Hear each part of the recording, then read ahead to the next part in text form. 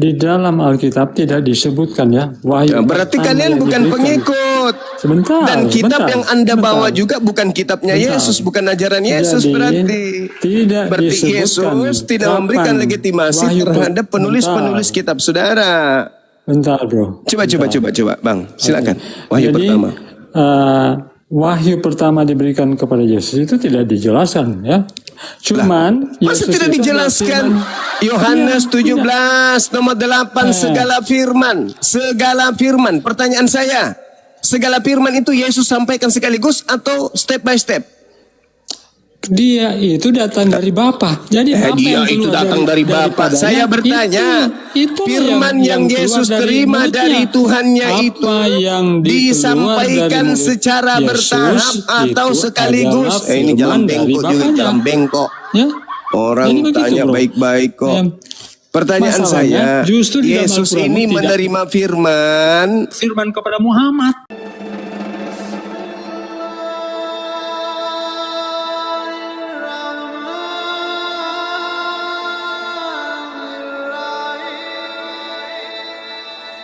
Oke, saya tantang kalian. Oke, Astagfirullahaladzim. Astagfirullah, nih si kutu ini datang lagi. saya tantang debat. Mau sejarah Al-Quran, Iya, ayo. sejarah Islam, saya tantang. Iya, tapi jangan lari-lari. Habis itu langsung lari. Di sini Sekarang, aja nya. enggak. Sekarang di Iran, tahu nggak? Hah? Lawan debat cari dari situ kebanyakan. Perempuan di sana sudah menuntut sama haknya dengan laki-laki, ya. Laki-laki bisa poligami, perempuan harus bisa poliandri. Mereka sudah menuntut. Apakah mereka tidak, yang Kristen tidak menuntut ada Tuhan perempuan? Jangan Tuhan Kalau laki-laki aja. alasan, ya masalah keturunan. Bang Erik, apakah perempuan-perempuan di sana tidak menuntut adanya Kalau Tuhan dalam wujud perempuan? Jangan laki-laki doang. Kan kalau masalah Biar adil toh. Tuhanmu turun. Tuhanmu turun hanya dalam rupa laki-laki. Biar adil, supaya adil, kudu harus ada Tuhan perempuan juga. Apakah sudah ada turun di sana? Saya pendebat. Iran saya buktikan, ya, sama Suriah. Saya buktikan. Coba saya pingin dengar kau pakai bahasa Iran. Balik Coba. kepada ke negara Kristen. Coba. Ya, saya buktikan. Mbah. Saya mau karena musuh lah kau ditonton kamu. Coba kau ngomong Saya bahasa bukan kecil bahasa cuma, Iran, weh. ya. Kau bahasa Iran Bukan dengan kecil. saya. Umbar kasanganmu. Wih, coba kau jawab bahasa Iran. Umbar kasanganmu. Katanya di Iran diajak bahasa Iran kau nggak bisa jawab. Umbar kasanganmu. Saya di mute TikTok kan. Pelok. Di mute. Pelok pura kena keke asu pelok kamu. Diajak bahasa Iran ngomong sendiri kamu. Tuhan Yesus. Erik, kau cocoknya diutus ke segitiga Bermuda kau. Biar lenyap kan di sana. Ya Allah. Dari Iran. Mudah-mudahan ketemu Dajjal kau di sana. Sama Syria. Aduh. Bolong.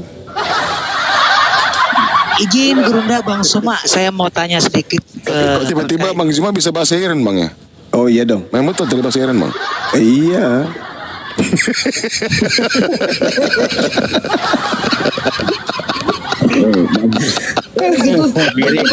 Cuma Erik itu cocok di Israel. Jadi nasionalis, biar dinikahi dia. Betul. Ini perlu diingat ya Bang Erik. Bang Zuma ini beliau lahirnya di Irak. Iya Bang. Besarnya di Arab Saudi. Semuanya di Makassar. Ya pintar.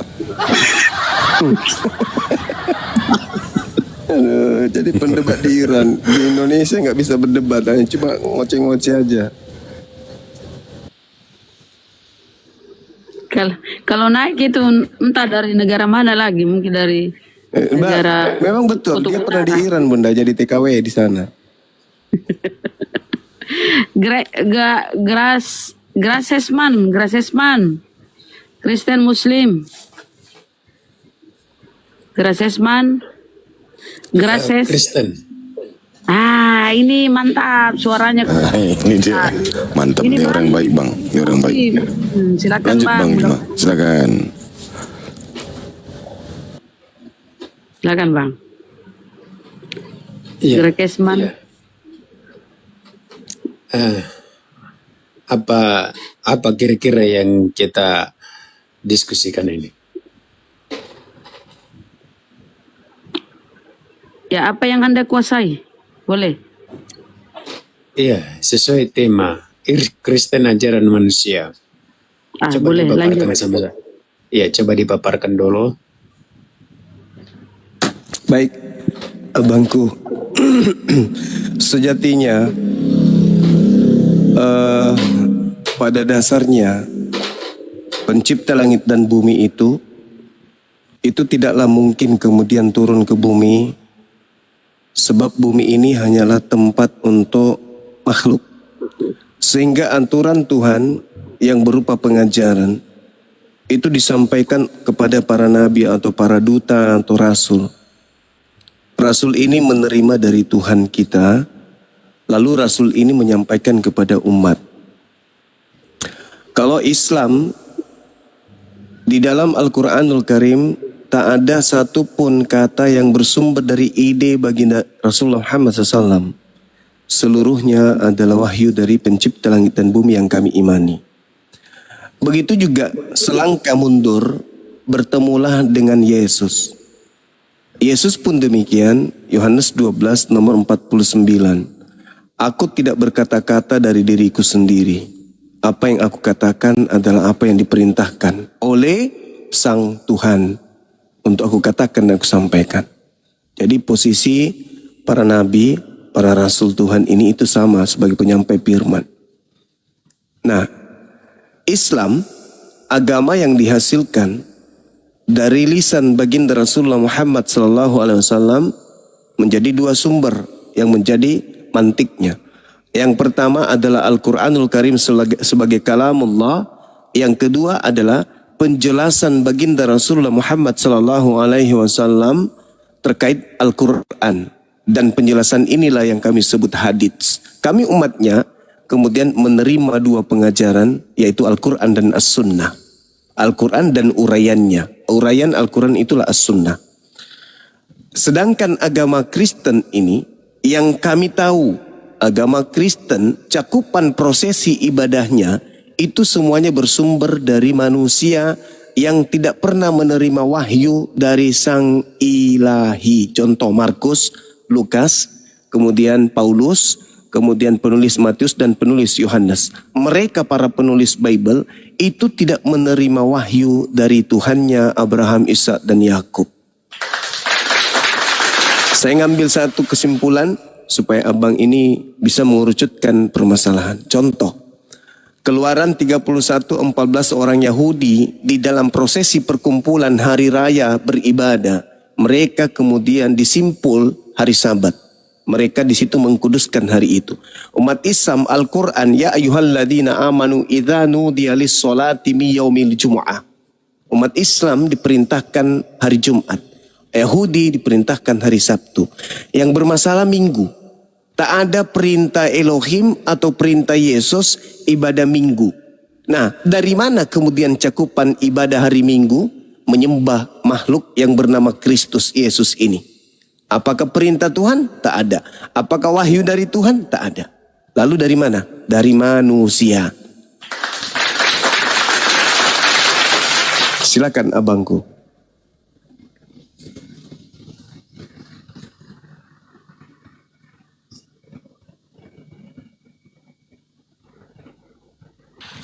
Silakan bang, buka mute-nya bang. Iya. Tadi sudah dijelaskan begini. Memang ajaran itu disampaikan kepada rasul-rasul atau nabi-nabi ya oleh Sang Pencipta itu.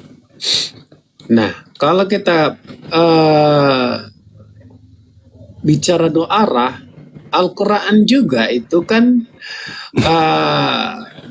Bang Jumat tadi mengatakan bahwa itu melalui secara lisan. Nah, menjadi pertanyaan ya, kalau memang itu adalah secara lisan ngomong ya, Allah itu ngomong sama Nabi Muhammad, apakah adakah yang bisa diberikan kepada kita yang bisa kita percaya gitu loh? Iya, baik abangku. Jadi Al-Quranul Karim menjelaskan Qul nazzalahu ruhul qudus min rabbika bil haqq yuthabbital ladina amanu wa hudaw wa busyra lil muslimin. Jadi Al-Quran ini diperintahkan Allah kepada baginda Rasulullah Muhammad SAW untuk mengajarkan kepada seluruh manusia bahwa Roh Kudus yang telah menurunkan Al-Quran dari Allah dengan hak untuk meneguhkan hati orang-orang yang telah beriman dan menjadi petunjuk serta kabar gembira bagi orang-orang muslim yang berserah diri kepada Allah. Jadi Al-Quran disampaikan oleh Roh Kudus kepada baginda Rasulullah Muhammad sallallahu alaihi wasallam. Nabi Muhammad sallallahu alaihi wasallam menyampaikan kepada para sahabat, sahabat kemudian menghafalkan, menuliskan, lalu menyampaikan kepada seluruh manusia. Nah, sedangkan Lukas itu bukan dari Yesus, Markus bukan dari Yesus, buku Matius, buku Yohanes bukan dari Yesus, surah-surah Paulus 13 buku bukan dari lisan Yesus. Maka kembali kepada tema, Kristen adalah ajaran manusia, tidak bersumber dari pucuk yang mana kemudian sumbernya adalah dari pencipta langit dan bumi. Seperti itu, Bang. Iya. Tadi dikatakan tadi bahwa Roh Kudus ya menurunkan Al-Quran itu. Nah, seperti apakah penurunannya itu, seperti apa, dalam bentuk bagaimana? Baik. Silakan. Al-Quranul Karim disampaikan oleh Allah Subhanahu wa Ta'ala di dalam Al-Quran, wa ma yantiqu anil hawa. Tidaklah ucapan Al-Quran itu berdasarkan hawa nafsu Nabi Muhammad sallallahu alaihi wasallam, in huwa illa wahyu yuha. Melainkan Al-Quran itu adalah wahyu yang disampaikan kepadanya, allamahu syadidul quwa, yang diajarkan kepadanya oleh malaikat, yaitu Roh Kudus. Bagaimana kemudian cara Roh Kudus ini menyampaikan Al-Quran? Ada beberapa cara. Di antaranya kemudian langsung berhadapan muka dengan muka, Roh Kudus dalam rupa asli, Roh Kudus dalam rupa manusia, atau dalam mimpi baginda Rasulullah Muhammad SAW, atau langsung ke dalam hatinya. Itu cara pewahyuannya kepada baginda Rasulullah Muhammad SAW. Kenapa kemudian ini bisa dinyatakan benar? Karena seluruh uraian Al-Quran yang disampaikan oleh baginda Rasulullah Muhammad SAW itu sifatnya kemudian tidak bertolak belakang dengan akal, tidak bertolak belakang dengan keadaan dimanapun manusia itu berada dan zaman apapun itu setelah pewahyuan. Al-Quran tidak pernah termakan oleh zaman, tergerus oleh keadaan. Al-Quran selalu berdiri sehebat apapun, semodern apapun keadaan manusia. Dan pada zaman manapun Al-Quran tetap tegak, tidak pernah bisa kemudian hanyut ditinggal keadaan. Itulah bukti bahwa Nabi Muhammad tidak mengarang, tapi Nabi Muhammad betul-betul menerima ilmu dari Sang Yang Maha Mengetahui. Kenapa Al-Quran tidak bisa salah? Karena Al-Quran bukan ucapan manusia Nabi Muhammad, tetapi Al-Quran adalah kalamullah, kalam, ucapan Sang Yang Maha Mengetahui, yaitu Allah. Maka tidak mungkin salah, karena Allah adalah Maha Mengetahui. Seperti itu, Bang. Saya punya pertanyaan, nggak ada pertanyaan, tapi uraian saya nggak tersentuh. Mungkin karena agak berat, tapi agar supaya mengerucutkan permasalahan, boleh ndak Anda tunjukkan kepada saya wahyu pertama yang Yesus terima itu yang mana? Karena Yesus ini adalah penerima wahyu. Silakan.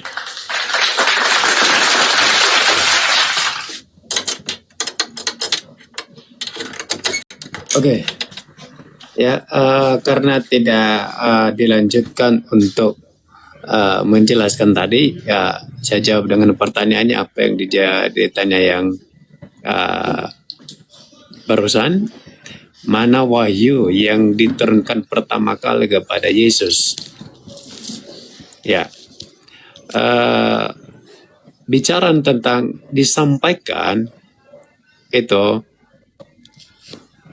tidak ada wahyu yang disampaikan, tetapi dia adalah hanya menerima.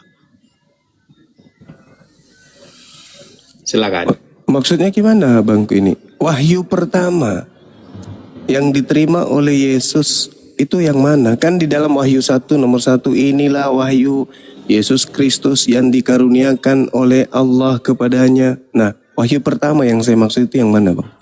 Iya, kamu memahami wahyu itu apa dulu? Wahyu yang kan kita sedang berbicara Al-Quran kan? Berarti kita berbicara mengenai kitab suci kan, Bang? Di mana agama kita ini berdiri di atas pondasi sebuah kitab yang kita anggap suci. Nah, tadi saya menguraikan panjang lebar 3 sesi, Anda kemudian bertanya, saya jawab. Dengan jawaban saya tentu Anda sudah bisa paham. Kemudian ketika saya bertanya balik, Yesus itu penyampai firman, Nabi Muhammad penyampai firman, Nabi Musa juga penyampai firman.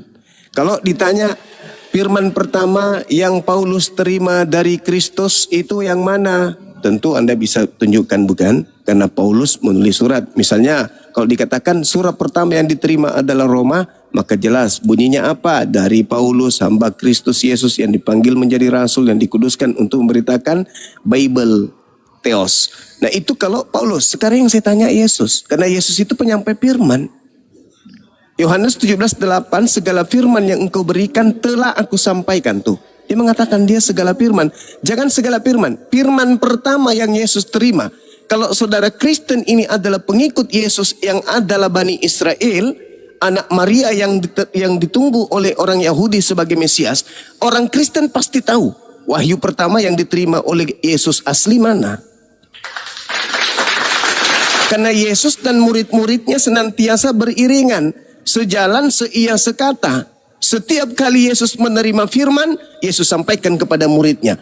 Kalau Kristen ini adalah murid Yesus, benar-benar asli, bukan cuman omon-omon, pasti Kristen diajarkan secara adat istiadat, secara membudaya, turun-temurun.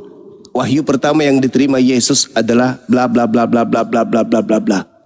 Tolong tunjukkan kalau memang kalian pengikut Yesus yang asli. Silakan. Apa ya dikatakan bahwa mana ya wahyu pertama kali yang diterima oleh Yesus. Tetapi begini, apakah pertanyaan seperti itu mungkin ya bagi saya itu ya tidak valid ya. Kenapa saya katakan demikian? Karena Yesus sendiri adalah Allah sendiri, ya tidak bisa dikatakan bahwa dia hanya menerima, ya. Dia hanya mengetahui apakah mana wahyu pertama kali, ya, itu tidak valid ya. Gimana ceritanya abangku? Yesus ini murid Yesus ada, penyampai firman Yesus itu. Ketika Yesus memulai mengajar, ada permulaan pengajaran. Tapi bukan permulaan pengajaran yang saya minta. Wahyu pertama.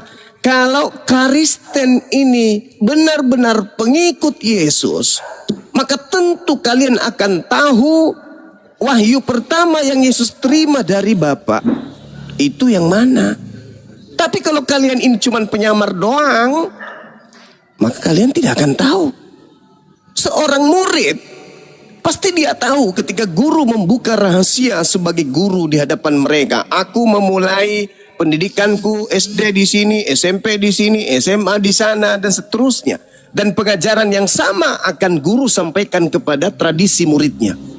Nah, sekarang Yesus menerima wahyu. Oke. Wahyu itu ditelan mentah-mentah untuk dirinya sendiri? Tidak. Yesus sampaikan kepada murid. Yohanes 17:8. Segala firman yang engkau berikan kepadaku telah aku sampaikan kepada murid-muridku. Murid-muridku telah menerimanya dan mereka percaya bahwa engkaulah yang telah mengutus aku. Mereka menerima. Sekarang kalau Anda adalah penerima, Anda adalah murid, tolong tunjukkan.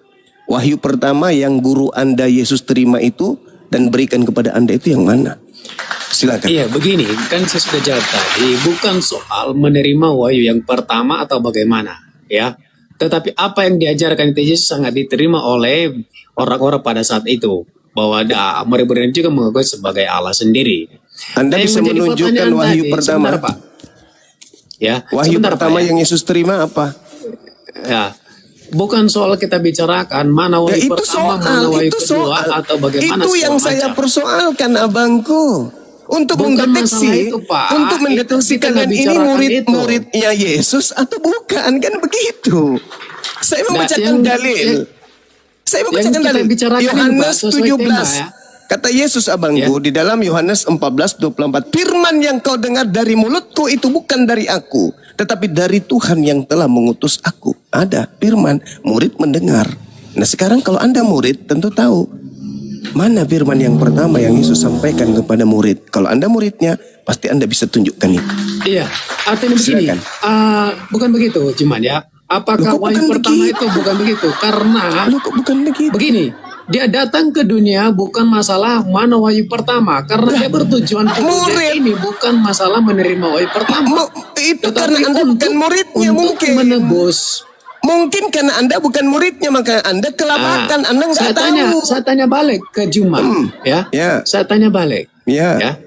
Ya. Saya tanya balik, ya. Ya. Tadi pertanyaan saya Enggak ada pertanyaan tidak saya, sanggup Anda dijawab. enggak jawab. Saya sudah menjawab Ah. pertanyaan Anda. Begini loh, kenapa- Nabi kenapa kalau Muhammad saya tanya menerima doa, wahyu, tapi- Jibril datang kepadanya dalam bentuk begini, yang Pak, asli, Jemaah. dalam Coba bentuk berikan data laki-laki. kepada saya.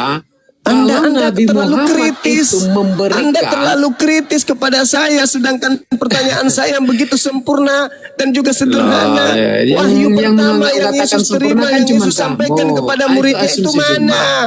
Nah, Bangku, menjadi pertanyaan saya, dengarkan saya, Bang. siapakah yang memberikan kepada Nabi Muhammad? Dia disebut Nabi Muhammad. Nabi itu siapa yang memberikan jabatan itu? Saya tanya Anda. Izin. Anda hanya bisa bertanya, nggak bisa menjawab. Izin. Saudara, kitab saudara itu pertama namanya Nggak, Markus. cuma tadi kalau udah lari dari pertanyaan yang saya tanya dari awal. Diam. Kita harus bertanya doa dong. Kitab Anda namanya kitab Markus. Yang kedua itu Lukas. namanya Anda berasumsi gitu loh. Ya. Kitab Anda Markus, Lukas, Lah, Anda Matius, berasumsi seperti itu. Yohanes, Sekarang jawab pertanyaan Galatia, saya. Di mana Filipi, kenabian Nabi Efesus, Muhammad itu siapakah Roma, yang memberikan Timotius, Tesalonika, jabatan sebagai Nabi? Apalagi Galatia. Coba jawab itu. Apalagi kitab Anda, Filipi. Bisa apalagi? jawab nggak kira-kira? Banyak kali. Kisah Nabi Rasul Muhammad 1, Kisah itu, Rasul kata 2, Nabi itu kan kemudian gelar. 1 Petrus. Siapakah yang memberikan gelar kepada Nabi Pertanyaan Muhammad? saya, di antara setumpuk satu perpustakaan kitab Anda itu, wahyu pertama kalau Anda Kok murid lari-lari Yesus itu kemana-mana yang cuma? Satu pertanyaan kok lari kemana-mana kamu? mulai. Ini Coba pertanyaan berikan saya, sama Anda nggak saya. jawab.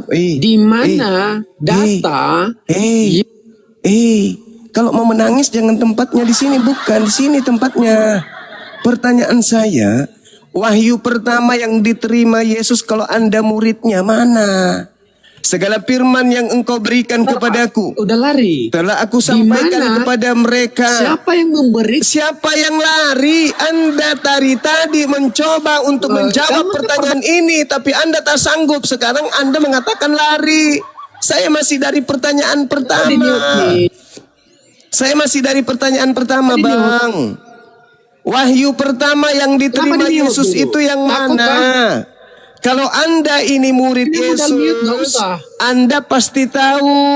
Kalau Anda pengikut Yesus yang asli, maka Anda Jangan pasti tahu di-mute dong. wahyu pertama yang diterima Yesus itu yang mana. Silakan. Selesaikan dulu jawab. pertanyaan saya yang pertama, ya. Ya, selesaikan dulu itu. Saya anggap Kenapa Anda takut tidak sanggup. ditanya sih? Kenapa? Anda bisa pertanyaan kamu dari tadi. 3 pertanyaan Coba lu saya jelaskan sama selesaikan. Pertanyaan lu semuanya ku babat habis. Aku sampai baca dalil. Kau masih ingat baca dalilnya tadi? Bisa nggak Qul jawab? nazzalahu ruhul qudus min rabbika bil haqq. nggak Masih jawab? ingat dalil itu? Masih kau ingat dalil itu saya Gelar baca? Nabi Muhammad siapa yang Masih. memberi? Wa ma yantiku anil hawa in huwa illa wahyu yuha 'allamahu syadidul quwa. Kau masih ingat itu? Saudaraku? Kau masih ingat dalil itu aku baca, bukti saya menjawab pertanyaanmu. Giliran saya bertanya satu pertanyaan untuk membuktikan kalau Kristen itu pengikut Yesus yang asli. Mana wahyu pertama yang Yesus terima? Coba buktikan. Gak bisa menjawab kok. Kelabakan kok. Nuduh saya nggak bisa menjawab. Jangan gitu dong. Silakan. Emang nggak ada guru undangannya di Wahyu pertama yang Yesus terima, kalau kalian muridnya pasti kalian tahu. Silakan. Oke, di dalam Silakan, Alkitab, di dalam Alkitab tidak disebutkan ya wahyu. Nah, berarti pertama kalian yang bukan diberikan. pengikut. Sebentar. Dan kitab sebentar, yang Anda sebentar. bawa juga bukan kitabnya Sebentar. Yesus, bukan ajaran Yesus. Jadi, Berarti tidak berarti disebutkan Yesus tidak kapan memberikan legitimasi wahyu terhadap penulis-penulis bentar. kitab saudara. Bentar, bro. Coba, Bang. Silakan. Wahyu Jadi, pertama. Wahyu pertama diberikan kepada Yesus itu tidak dijelaskan ya. Cuman Masa Yesus tidak itu dijelaskan? firman- Yohanes Iya, 17 nomor 8 segala firman. Segala firman. Pertanyaan saya, segala firman itu Yesus sampaikan sekaligus atau step by step? Dia itu datang dari Bapa. Jadi Bapa Dia yang itu keluar datang dari Bapa. daripadanya. Saya bertanya, Itu firman yang keluar Yesus dari terima mulutnya. dari Tuhannya Apa itu yang disampaikan dari mulut secara Yesus bertahap atau itu sekaligus? adalah Ini jalan firman dari bengkok juga, Bapanya. jalan bengkok. Ya. Orang Jadi begitu, tanya bro. baik-baik kok. Ya. Pertanyaan Masalahnya, saya, justru di dalam Yesus Al-Quran ini tidak- menerima firman. Firman kepada Muhammad. Nggak ada satu. Yesus ini menerima firman ada satu sekaligus. dalil dalam Al-Quran Allah pernah apa? Jangan- Jangan Muhammad dong. Kata Jangan tidak ada dilalah. dalil. Dan Anda dibawa Ya, aja, mana? dibawa. Colok pantat pendeta, jilat tanganmu sampai engkau mati. Ini ilmu, ini edukasi. Nggak ada urusan. Nabi Muhammad Anda katakan Allah nggak pernah berfirman kepada Nabi Muhammad. Nggak ada urusan. Faktanya Al-Quran tertata rapi sampai hari ini terjaga. Nggak ada urusan dengan itu semua. Al-Quran yang menarasikan wa ma yantiqu anil hawa in huwa illa wahyu yuha allamahu syadidul quwa. Ada urusan Al-Quran menjabarkan isi perutnya. Kalian aja yang kufur terhadap Quran. Sekarang pertanyaan sederhananya, Yesus apakah mengajarkan firman yang diterima dari Tuhannya secara frontal langsung diajarkan kepada mereka? Sadaqallahul azim. Apakah seperti itu? Atau step by step, sedikit demi sedikit diajarkan Yesus. Segala firman yang engkau berikan telah aku sampaikan kepada mereka. Berarti ada masa, ada fase di mana Yesus menyampaikan firman. Kalau ente adalah pengikutnya yang asli, kalian pengikut asli, pasti kalian akan tahu bahwa tongkat estafet pengajaran Yesus kepada murid-muridnya itu pasti ada. Contoh, ketika dia berikan kemudian jamaatnya untuk dibawa oleh Petrus, Kepas. Ada kan? Ada. Nah, wahyu pertama yang diterima oleh Yesus menurut murid-murid dan sampai kepada kalian itu yang mana? Bukankah kalian itu bukunya banyak kali? Roma, Galatia, Filipi dan seterusnya, Matius, Yohanes, apa? Banyak. Sekarang di antara buku ini, mana wahyu pertama? Yesus. Alamak. Susah kali lah kalian diajak waras, kawan-kawan. Padahal saya tidak menghujat loh. Saya hanya merangsang otak kalian itu bekerja. Supaya bisa berpikir cerdas. Bisa berpikir besar dan berjiwa besar menelaah keberadaan keyakinan kita ini. Itu ajanya. Yesus menerima firman kan? Ya. Lalu wahyu pertama yang diterimanya yang mana? Oh nggak tahu? Lah. Murid diajarkan nggak firman? Diajarkan. Mana buktinya? Yohanes 17:8. Kalau Anda muridnya, atau setidaknya Anda adalah pelanjut dari pengajarannya, Anda pasti tahu. Jangan cuma ayat perpuluhan aja yang Anda tahu. Sedikit-sedikit kasihilah musuhmu. Sedikit-sedikit kasihilah musuhmu. Kasihilah musuhmu. Giliran ditanya wahyu pertama yang Yesus terima kalau Anda pengikutnya itu apa? Enggak ada. ada. Malah lari ke Nabi Muhammad. Ayolah kawan-kawan, jangan sombong terhadap kebenaran. Ya, kita belajar sama-sama. Boleh kalian bertanya tentang Al-Quran, boleh, sangat boleh. Tapi izinkan juga kami bertanya tentang kitab kalian, kan begitu. Beritakanlah Bible kepada seluruh makhluk. Respect. Kami bertanya, Bible yang pertama kali ayatnya diterima Yesus itu yang mana? Ayo, kalau kalian memang pemilik daripada Injil Yesus, paling kalian tahu pastinya. Wahyu pertama yang diterima Yesus dalam Injilnya apa? Nah, itulah bukti bahwa yang kalian pegang itu bukan ajaran Yesus. Yang kalian pegang itu bukan kitabnya Yesus, bukan Injilnya Yesus. Yang kalian pegang itu bukanlah firman langsung dari Yesus. Dan kalian bukan pengikutnya. Itu kawan-kawanku. Silakan. Masya Allah.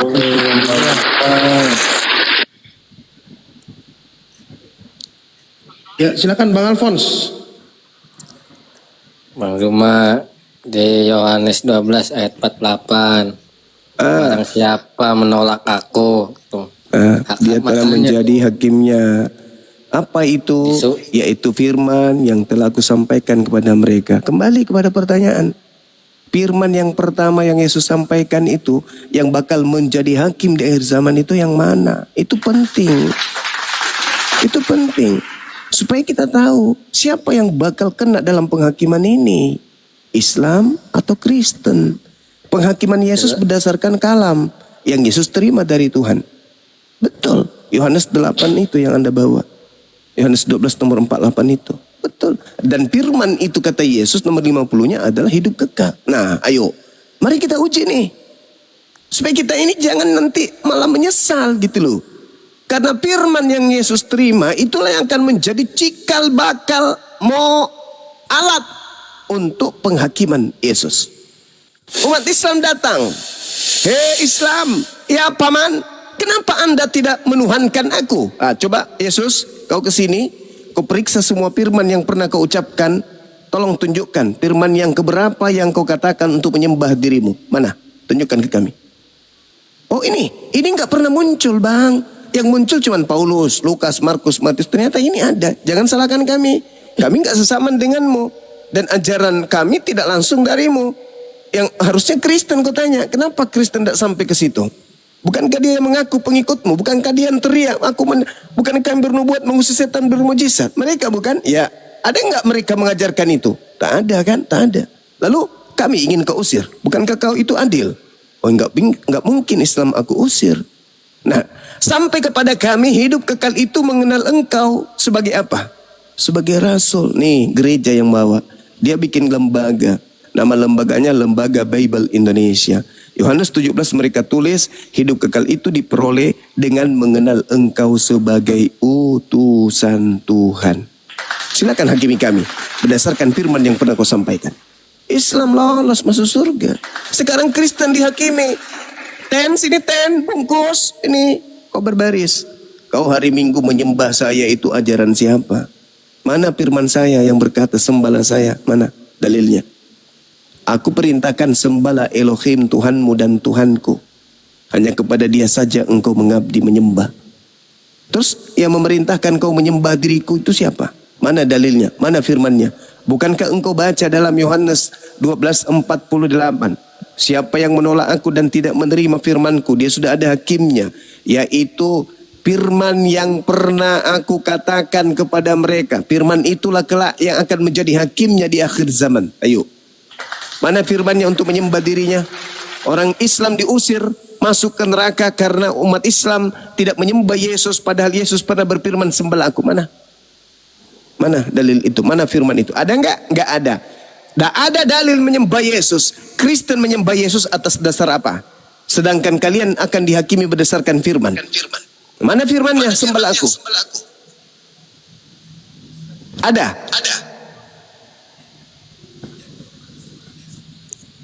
Ada di surat-surat Paulus.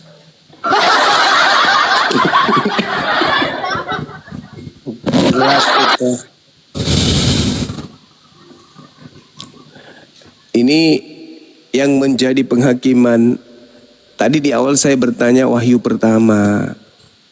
Paulus itu menulis surat di tahun 52. Yesus menghentikan pengajarannya di tahun 33. Gak sinkron. Wahyu pertama yang Yesus sampaikan itu yang mana?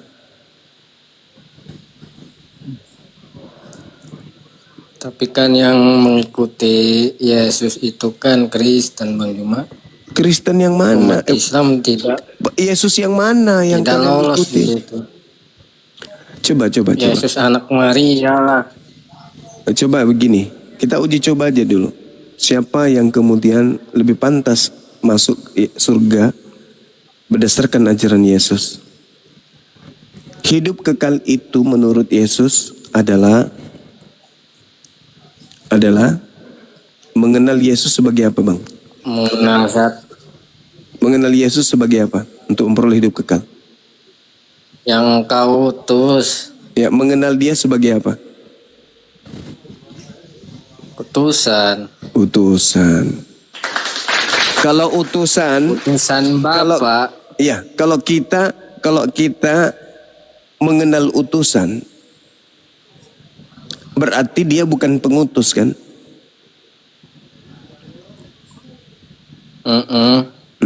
Oke, sepakat kita. Kalau ada orang yang menyembah utusan, itu berarti dia tidak sampai pada poin mengenal utusan ini. Kenapa? Karena dia standarisasi legalitas standing yang dipasang untuk hidup kekal, orang mengenal dia cukup dengan sebagai utusan Bapa. Kalau ada yang menyembah dia, berarti dia tidak mengenal Yesus. Kenapa dia tidak mengenal Yesus? Buktinya dia menyembah. Padahal Yesus harus dikenal hanya sebagai utusan. Kenapa kau sembah? Berarti kamu tidak mengenalnya. Sorry Bang Suma, kami mengenalnya. Apa bukti kau mengenal dia? Kami mengikuti semua ajarannya. Oh, kalau itu mah bukan Yesus anak Maria. Itu. Tapi kalau ada orang Kristen yang mengikuti Yesus sepenuhnya itu, menurut Bang Juma gimana? Kalau orang Kristen mengikuti Yesus anak Maria, maka Kristen itu tidak ke gereja, tidak makan babi, bersunat, ibadahnya Sabat, dia ibadah di sinagoge, dan dia masuk dalam tradisi Yudaism. Bukan Kristen. Kalau dia sepenuhnya menjadi pengikut Yesus, dia akan hidup seperti Yesus. Yesus hidup Yahudi atau Kristen? Yahudi. Berarti kalau ada orang Kristen, tidak lagi disebut Kristen, tetapi dia disebut Yahudi atau Yudaism atau Yudaisme. Karena dia mengikuti Yesus. Nah sekarang kalian mengklaim diri kalian sebagai pengikut Yesus juga. Yesus yang mana yang kalian ikuti? Karena ada dua Yesus minimal. Waspadalah kepada penyesat yang datang kepadamu memakai namaku. Yesus. Yesus yang mana yang kalian ikuti makan babi? Yesus yang mana yang kalian ikuti tidak bersunat? Yesus yang mana yang kalian ikuti ibadah minggu? Ayo. Kalau Yesus yang asli, tidak makan babi, bersunat, ibadahnya Sabat, kitabnya Torah, kitab Tanak, dan dia hanya menyembah kepada Elohim, tidak menyembah kepada makhluk yang keluar dari kubur. Jadi kalian ini pengikut Yesus. Iya betul, tapi Yesus yang mana dulu? Kan Yesus katakan waspadalah kepada penyesat yang datang memakai namaku. Siapa namaku? Yesus. Berarti ada penyesat yang bernama Yesus, yang banyak pengikutnya. Sekarang untuk mengidentifikasi Yesus yang penyesat yang bukan asli ini, lihat cara ibadahnya, lihat tempat ibadahnya, lihat sembahannya, lihat kitabnya, lihat hari ibadahnya, lihat apa yang mereka lakukan dalam prosesi ibadah sehari-hari. Sederhana kok itu. Gampang. Makanya ada pengusiran kepada orang-orang yang memakai nama Yesus bernubuat mengusir setan. Dan siapa mereka itu? Hindu? Tidak mungkin. Buddha? Nggak mungkin. Ateis? Nggak mungkin. Islam? Nggak mungkin. Satu-satunya kandidat ya Ali Teng. Siapa lagi? Kalau bukan kalian. Sederhana kok. Tapi kan ciptaan Allah itu halal, semua ciptaan. Kata siapa semua ciptaan Allah itu halal? Kata siapa? Kata Allah atau kata Paulus? Ya di surat-surat Paulus. Paulus lagi. Semua halal. Makanya perlu dipertanyakan, makhluk yang datang mengaku Yesus kepada Paulus itu sebenarnya siapa, Syekh? Kalau murid-muridnya kan sudah dinasihati. Kalau ada orang yang datang mengaku Yesus kepadamu, jangan kau percaya. Tapi nasihat itu bukan kepada Paulus. Nah, Paulus tidak dinasihati Yesus begitu. Tiba-tibanya Paulus mengaku kedatangan sosok mengaku Yesus. Nah, kena deh. Ya kan sebelum perangkat ketemu Paulus tuh. Kata siapa, Cak Ayu? Sebelum di langit bukannya Bang Juma. Kata siapa? Makanya ketemu Paulus. Kata siapa? Ketika ada oknum yang disidang dikira Yesus. Di dalam Lukas 22 nomor 6869. Yesus itu sudah tak ada. Dia sudah di langit. Sekarang juga Yesus sudah duduk di sebelah kanan yang maha tinggi, yang maha kuasa. Berarti yang disalib ini bukan Yesus. Coba anda baca tuh. Apakah kamu Yesus? Apakah kamu Mesias? Apakah kau anak Maria? Apakah kau anak tirinya Yusuf? Apakah kau anak Elohim? Hamba Elohim yang maha tinggi? Apa jawaban Yesus? Kau sendiri yang mengatakan itu. Dan apa gunanya lagi aku bertanya kepadamu? Apa gunanya lagi aku menjawab pertanyaanmu? Mulai sekarang Yesus sudah duduk di sebelah kanan Elohim. Ya, berarti aku siapa? Aku siapa? Aku orang yang diserupakan. Gampang kok kalau gunakan akar. Kamu Yesus ya? Kamu anak Maria? Anak tirinya Yusuf?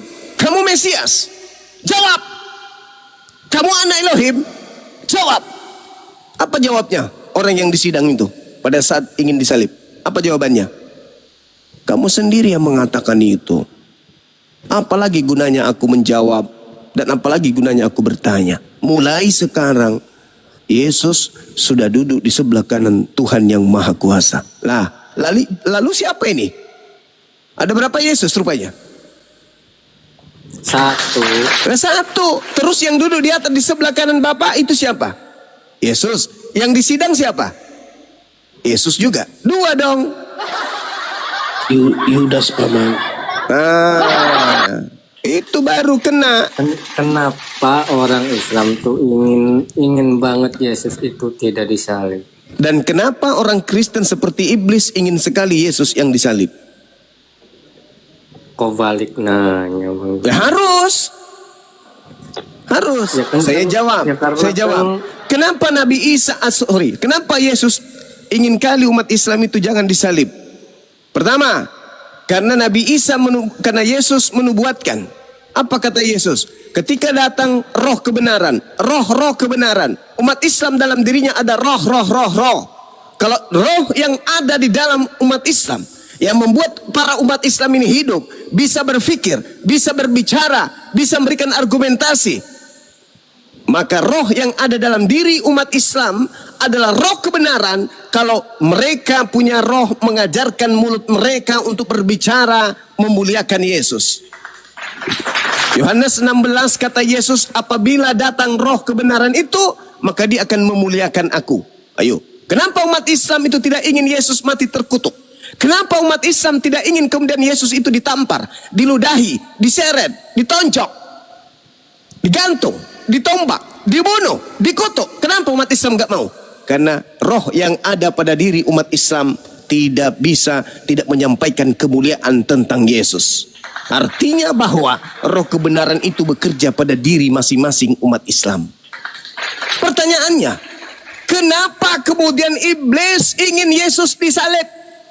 Kenapa kemudian orang-orang Roma dengki? Kenapa kemudian orang-orang Farisi dengki? Kenapa kemudian ahli Torah membuat kesaksian palsu? Kenapa kemudian imam-imam kepala membuat kesaksian palsu dan tipu muslihat?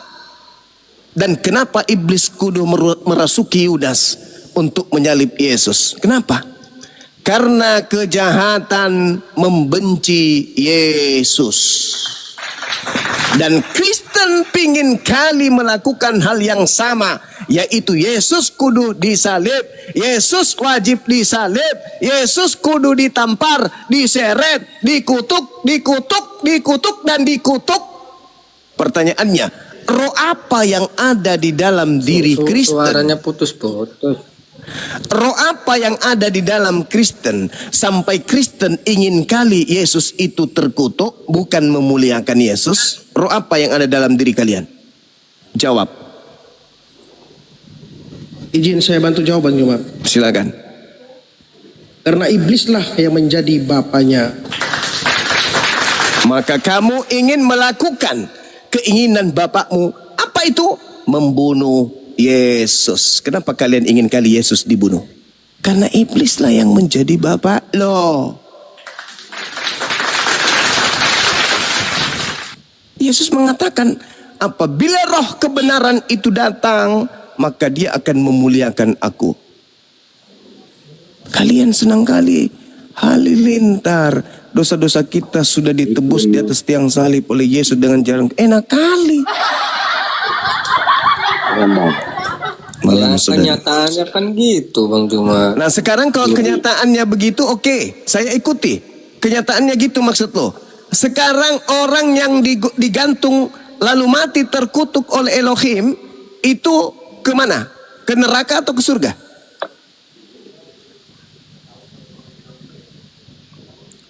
Neraka. Mampus. Selamat Anda menyembah penghuni neraka. Penghuni neraka dalam tradisi Yudaism dan Islam itu malaikat atau iblis? Tuhan atau iblis? Penghuni neraka itu? Iblis, aman. Iblis. Berarti selama ini 2000 tahun kalian menyembah apa? Tuhan atau iblis? Bang Juma. Iblis. Jujur meskipun pahit.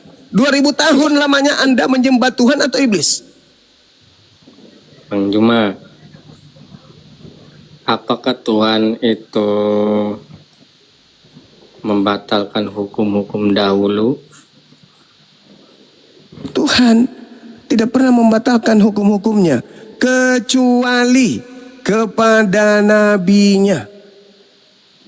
Tapi kepada yang bukan nabi, Tuhan tidak pernah mengatakan membatalkan hukum yang sudah ditetapkan kepada sosok nabi. Ayo. Makanya Yesus mengatakan apa? Matius 5 nomor 19. Barang siapa yang meniadakan hukum Taurat meskipun yang paling terkecil lalu mengajarkan kepada orang lain, maka dia akan menempati tempat terhina dalam kerajaan langit.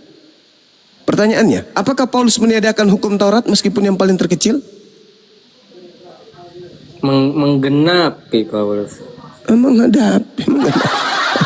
Nggak ada yang membatalkan, menggenapi. Hei, Paulus mengatakan hukum Torah itu tinja. Dan dia mengatakan di dalam Roma 6, kalau Kristen pengikutnya itu tidak lagi hidup di bawah hukum Torah. Itu ada kesalahan penulisan. Oh ya sudah. Sebuah agama yang memiliki kitab suci mengalami kesalahan, maka agama itu bermasalah. Agama yang bermasalah tidak pantas dianut oleh orang yang berakal sehat. Catat itu. Ayo, lunakkan hatimu, kata kawan kita. Lunakkan hatimu. Sudah lunak ini Bang Juma. Ya udah lunak. Pantaskah kita menyembah makhluk yang dikutuk oleh Elohim? Ya tidak pantas. Tidak pantas. Apakah Anda sadar bahwa Anda diajarkan menyembah kepada makhluk yang dikutuk oleh Elohim?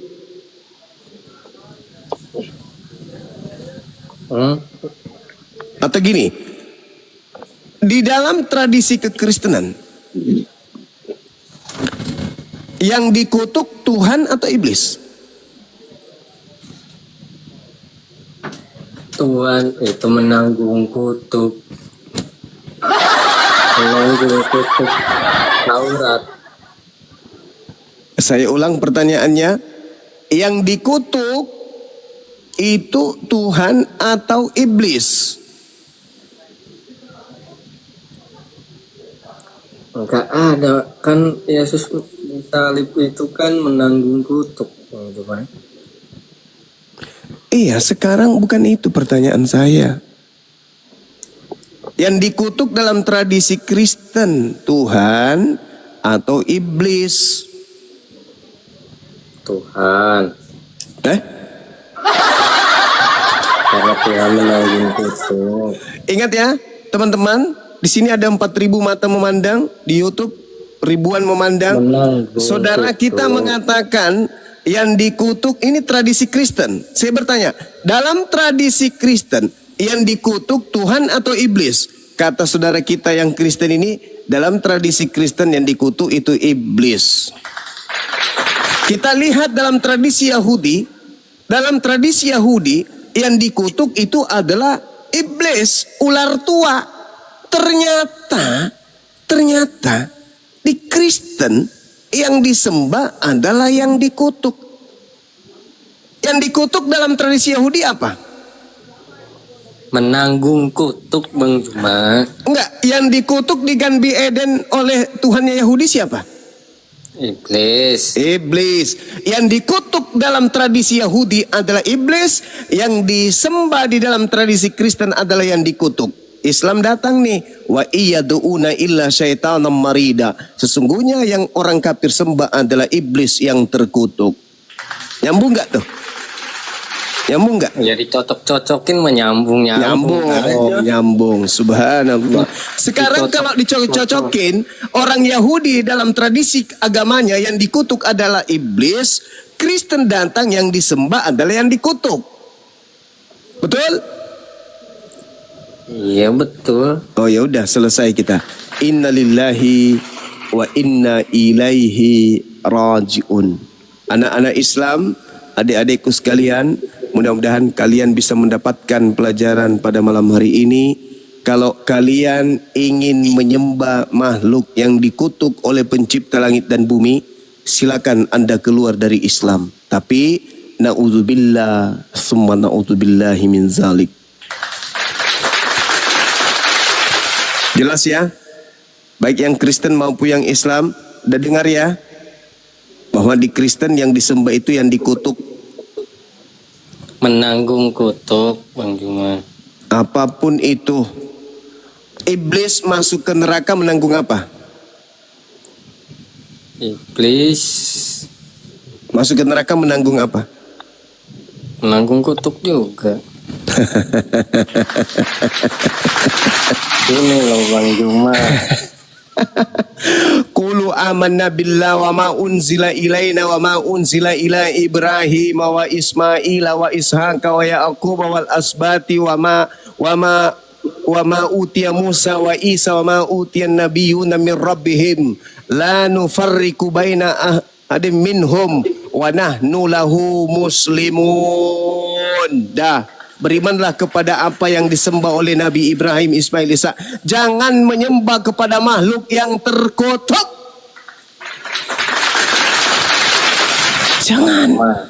Jangan saudara, jangan. Yesus mumpung kan masih hidup, jangan. Yang menjanjikan surga, kalau di Islam kan. Kata iblis kepada Adam, jika engkau makan buah pengetahuan tersebut, engkau akan hidup kekal di Ganbi Eden, di surga ini. Di surga ini kau tidak akan mati, bahkan kau hidup kekal. Iblis menjanjikan surga kekal kepada Adam alaihissalam. Adam masih kuat. Istrinya Hawa yang tak kuat menggoda Adam. Jatuh mereka. Apakah betul janji iblis mereka surga tetap kekal? Nehi mericek tu merjahe. Seketika itu juga mereka dilemparkan dari Ganbi Eden menuju ke bumi. Kenapa? Karena iblis menjanjikan surga, tapi ternyata yang didapatkan adalah kepahitan. Itulah yang terkutuk ini tadi. menjanjikan kalian jaminan surga. Bagaimana mungkin? Yang Anda sembah aja, Anda katakan di neraka. Yang di neraka ini iblis. Ini yang terkutuk ini di mana? Surga apa neraka? Neraka. Dia menanggung kutuk kemana? Ke surga apa ke neraka? Ke neraka. Sembahan Anda aja di neraka, apalagi Anda penyembahnya. Innalladzina kafaru min akhlil kitabi wal musyrikina fi nari jahannam khalidina fiha ulaika hum syarrul bariyah. Pada hari terakhir nanti banyak orang berseru kepadaku, Tuhan, Tuhan, bukankah kami bernubuat pakai namamu, mengusir setan pakai namamu, bermujizat pakai namamu? Pada saat itulah aku akan berterus terang kepada mereka, enyahlah daripadaku, kalian semua adalah pembuat kejahatan. Kemana perginya pembuat kejahatan? Surga apa neraka? Neraka. Inna lillahi wa inna ilaihi raji'un. Saya kira cukup, saudara. Bang Juma, Yesus kan berkata tidak ada seorang pun yang bisa Bapa tanpa melalui aku. Itu kan udah jelas. Itu ucapan Yesus kepada siapa? Pada bangsa Israel. Iya, Bani Israel sombong, tidak mau menerima Yesus. Aku ini adalah anak Abraham. Kami ini keturunan Yakub. Kami ini Tuhan memberkati. Iman kami adalah Immanuel, Melkisedek, Musa, Harun. Bagaimana mungkin? Apa kata Yesus? Meskipun Abraham bapakmu, tapi kalau kau tidak melalui jalan yang aku tunjukkan, kau tidak akan sampai kepada Bapa. Ya sama seperti Nabi Muhammad. Meskipun Nabi Musa nabimu, Nabi Musa bapakmu, Abraham bapakmu sekalipun, kau adalah penganut Torah, kau adalah penganut Injil. Tapi ketika aku sudah datang, tidak ada yang akan sampai kepada ilah Abraham, Ismail, Ishak tanpa melalui aku. Itu kata Nabi Muhammad SAW. Di mana dalilnya? Al-Quran surah Al-Ma'idah, Allah menyampaikan dengan sangat jelas. Qad ja'akum rasuluna yubayyinu lakum katsira. Yang saya dalilkan tadi, Al-Maidah ayat 15, 16. Allah Subhanahu wa taala menjelaskan sedemikian rupa adanya. Oleh karena itulah kemudian tidak ada orang yang selamat tanpa melalui Nabi Muhammad. Setelah Nabi Muhammad itu datang, yahdi bihil man ittaba ridwanahu subulas salam wa yukhrijuhum minaz zulumati ilan nur bi isni wa yahdihim ila siratim mustaqim. Yahdi bihillah manittaba ridwanahu subulas salam. Dengan kitab suci Al-Quranul Karim yang ditunjukkan oleh Nabi Muhammad, jika engkau mengikuti keridaannya, maka engkau akan sampai kepada jalan keselamatan. Gak ada lagi jalan yang lain. Makanya nanti di hari terakhir, apa hari terakhir itu? Hari terakhir itu bukan hari Senin, hari Selasa, hari Rabu, bukan. Hari terakhir itu adalah Yaumul Hisab, padang mahsyar. Pada saat kita dibangkitkan dari kematian. Yohanes 5 nomor 29. Orang baik, orang jahat, semua dibangkitkan pada hari terakhir. Di hari terakhir itu penentu. Ini adalah hari penentu kalian untuk merasakan nikmatnya surga atau sengsaranya neraka. Pada hari terakhir, manusia semuanya pada berkumpul di padang mahsyar. Umatnya Nabi Musa mencari Nabi Musa. Umatnya Daud mencari Nabi Daud. Umatnya Nabi Isa mencari Nabi Isa. Umatnya kemudian Nabi Muhammad mencari Nabi Muhammad. Kristen mencari siapa? Mencari Yesus. Datanglah Kristen. Yesus, Yesus, Tuhan, Tuhan. Bukankah kami dulu bernubuat, mengusir setan pakai namamu? Apa kata Yesus? Pada hari terakhir, banyak orang berseru kepadaku. Bukankah kami bernubuat, mengusir setan, bermukjizat? Ini pada mahsyar nih. Apa kata Yesus? Maaf lah dek, sorry lah dek, saya tidak mengenal kalian. kalian semua adalah pembuat kejahatan. Wa idza husyiran nasu kanu lahum a'da wa kanu bi ibadatihim kafirin. Pada hari terakhir nanti, apa yang mereka sembah selain daripada aku akan menjadi musuhnya. Dan pemujaan-pemujaan yang dilakukan kepada selain daripada aku akan diingkari oleh apa yang dia sembah. Inilah yang terjadi. Pada hari terakhir Yesus menolak sembahan kalian. Pada hari terakhir Yesus menolak pemujaan-pemujaan kalian. Bahkan Yesus mengatakan, enyahlah daripadaku, kalian semua adalah pembuat kejahatan. Pertanyaan saya, ketika Yesus mengenyahkan kalian, kalian mau kemana? Nabi Musa, haram makan babi. Nabi Daud, wajib sunat. Nabi Muhammad, wajib bersyahadat, sholat, puasa, zakat, berhaji. Anda tidak lakukan. Kemana Anda pergi?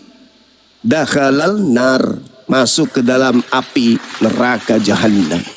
Terus siapa yang nolong nantinya Bang Zuma? Yang menolong hanya baginda Rasulullah Muhammad SAW dengan syafaatnya. Ayatnya? Berarti masih bisa masuk surga ya? Kalau sudah di hari terakhir nggak bisa lagi. Hanya di dunia ini saja. Di dunia ini saja. Nggak ada lagi penolong. Nggak ada lagi penolong. Nggak ada lagi penolong nanti. Selain daripada syafaat baginda Rasulullah Muhammad SAW. Yesus sudah terbukti berdasarkan Matius 7 tidak bisa menolong Kristen. Nabi Muhammad, Qul in kuntum tuhibbunallah fattabi'uni yuhibbukumullah wa yaghfir lakum dzunubakum wallahu ghafurur rahim. Jelas Al-Quran surah Al-Jumu'ah juga Allah Subhanahu wa taala menjelaskan bagaimana Nabi Muhammad diutus oleh Allah Subhanahu wa taala untuk menyelamatkan manusia. Apa kata Quran? Bismillahirrahmanirrahim. Huwallazi ba'atsa fil ummiyin rasulam minhum yatslu alaihim ayatihi wa yuzakkihim wa yuallimuhumul kitaba wal hikmah wa in kanu min qablu lafi dhalalin mubin. Allah mengutus Nabi Muhammad sallallahu alaihi wasallam kepada kaum jahiliyah dari kalangan mereka sendiri yang membacakan kepada mereka ayat-ayat Allah, mensucikan mereka serta mengajarkan kepada mereka Al-Quran dan hikmah meskipun sebelumnya mereka benar-benar dalam kesesatan yang nyata. Nabi Muhammad diutus oleh Allah untuk mensucikan jiwa manusia. Coba, bagaimana bisa tidak suci manusia Islam itu? Berdosa malamnya, sebentar subuh, sholat subuh. Setelah sholat subuh melakukan dosa, zuhur bertobat lagi, sholat zuhur dia. Setelah zuhur berbuat dosa, bertobat lagi, sholat asar dia. Setelah sholat asar berdosa lagi, sholat maghrib bertobat lagi dia. Maghrib berbuat dosa bertobat lagi, masuk di isya. Begitu sepanjang saat sampai mereka meninggal dunia. Berarti tobatnya cuman yang saya takutkan ketika pada saat sesi berdosa dia mati. Itu bahaya. Belum datang masa maghrib mati. Main-main Bang Zuma. Asar sholat bertobat dia diampuni oleh Allah. Begitu belum sampai maghrib untuk bertobat mati. Habis maghrib dosa-dosanya dihapus oleh Allah. Ya Rabb, ampuni segala dosa-dosaku. Keluar dari masjid, cari sendal yang mereknya bagus, dapat sendal yang mereknya Samsung. Pakai sendalnya orang, berdosa. Ah, nanti habis mau isya aku bertobat lagi dah. Begitu belum masuk isya nyawanya dicabut, mampus masuk neraka. Islam, Nabi Muhammad datang, apa kata Quran? Wa yuzakkihim. Nabi Muhammad mensucikan umat Islam. Dengan cara apa? Amalan-amalan ibadah. Ketika kemudian mereka melakukan amalan ibadah, dosa-dosa mereka dihapuskan oleh Allah. Jadi tidak perlu. Nah sekarang lucu. Di Kristen itu lucu. Nih, siap-siap tertawa nih. Kutanya saudaraku Aldos. Kamu punya penebus namanya Yesus, sekali tancap gas langsung gigi 6. Ya, meluncur, hapus dosa. Selesai dosanya kan? Hari ini Anda membunuh manusia. Bagaimana cara Anda menghapus dosa Anda itu? Anda berzina, bagaimana cara Anda menghapus dosa zina Anda? Dengan cara Bertobat. bertobat, saudara-saudara sekalian. Bertobat, kembali kepada Islam. Kembali kepada mesin, kembali kepada pabrik semula, produk awal. Bertobat lagi. Tadi sudah ada penebus, sekali mati semua blas. Ingat, di dalam Galatia 5 nomor 1, Kristen sudah dimerdekakan dari kuk penghambaan. Ingat itu. Berarti kalian tidak lagi kemudian hidup di bawah hukum Torah. Kalau tidak hidup lagi di bawah hukum Torah, kalian sudah bebas dari dosa. Nah ternyata ketika ditanya, hari ini kamu berzina, bagaimana caramu menebus dosamu? Apakah Yesus terlahir kembali lalu disalib lagi? Enggak paman, lalu bertobat, kembali ke Islam. Kembali ke Islam. Ujung-ujungnya Islam juga. Iya kan? Iya. Ujung-ujungnya ke Islam. Bang Juma, Iya kalau paman. di Islam itu jaminan masuk surganya susah apa enggak? Di Islam itu surga yang paling indah, yang paling mudah itu di Islam. Paling mudah di Islam itu nggak ribet.